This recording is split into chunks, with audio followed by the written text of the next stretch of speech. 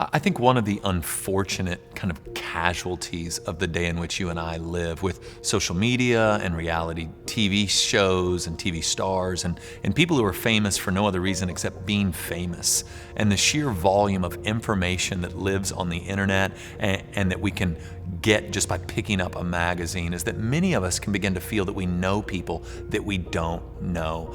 Like if we had a chance just to sit down an hour to just ask you directly, have you ever, like you didn't mean to, you weren't trying to be creepy, you just kind of went down a rabbit hole and you kind of stalked somebody on Facebook, or you stalked somebody on Instagram, you found yourself scrolling through photos that were like 3 years old and you wanted to like it, but then you didn't want to look like a creeper because it had been 3 years since they posted it.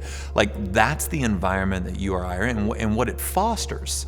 It fosters this idea that we know people that we actually don't know. There's a kind of faux intimacy that begins to exist where we love this person, or we care deeply about this person, but in reality, we don't know them at all, and they certainly don't know us. And so that, I think that's not good, but when it can get even worse is when we kind of approach Jesus that way, where we know enough about Jesus to actually not know him.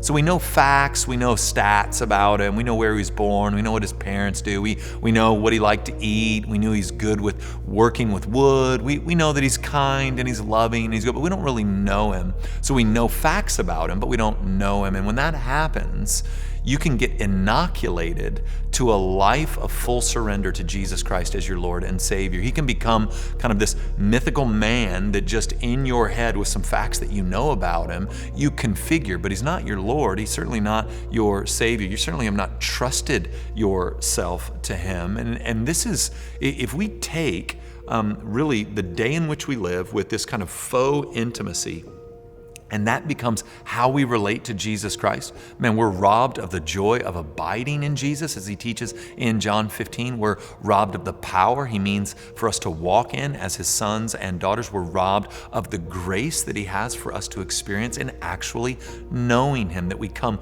weak and broken and frazzled and earthy as we are, and he loves us like we are.